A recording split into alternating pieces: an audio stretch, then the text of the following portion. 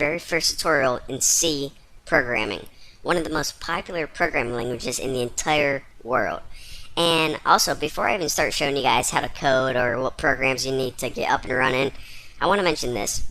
Whenever you're watching these videos, make sure to watch them in 1080p and also full screen. And that's because I'm going to be recording my entire desktop. So if you're just on YouTube and you try watching it in that little video player, then it's not going to work out. So again, watching it in full screen, 1080, everything is going to be crystal clear. Now, I'm also guessing that you guys probably already know what C is used for, and that's why you want to learn it. Maybe you want to make like a computer game or something. But for those people who are just watching these videos and maybe they just want an idea of what you can do with C, it's basically used to make any software on your desktop, like all of these programs you can make in C. Also, you can make computer games, and you can pretty much use it to program any electronic, like robots, vending machines, stoplights, your microwave could be programmed in C. So it's basically a very widely used programming language. The only thing that you really can't do with it is, again, if you want to program robots, make computer games, and awesome software, then you guys are in the right place. So there are a couple of things that we need in order to get, up and running so we can actually code a C program. The first thing is, of course, a place to write the code. Now, you can just use anything like Notepad, or if you even have this basic Notepad right here.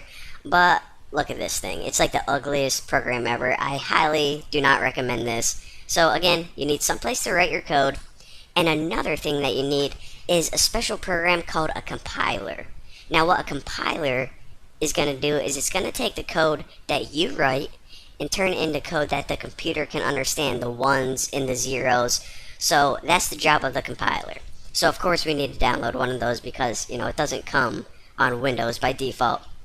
So how are we going to get both those programs? Well, if you go to Google and you type in CodeBlocks and hit enter, go to this website, codeblocks.org.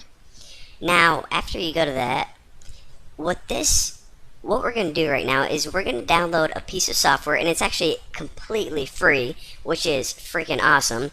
And this is not only the place that we write the code, such as it's like an awesome version of Notepad, but it's also a compiler built into it. So this one program has every single thing that you need, and like I said, free. How awesome is that?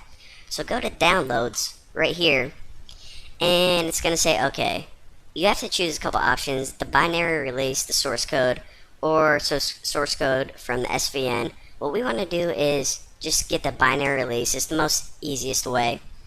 And then of course it says, okay, what operating system do you have? Well, I am using Windows. If you're using something else, then choose your options down here. But I'm going to click Windows, and now I have one more option to select, and that's what piece of software do you want to download? This basic setup, this one that has this MinGW option, whatever that is, and this one with all of this stuff with some numbers after it.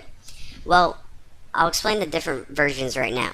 What you typically want to use is this MinGW setup, and this first one right here is just the raw program. It's just the IDE, basically just the Notepad part of it.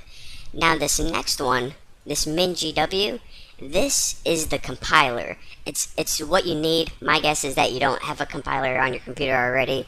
So download this one, and then after we write our code, it's going to allow us to translate it to a program that the computer can run and that we can test out. So again, you guys are going to want to download this one.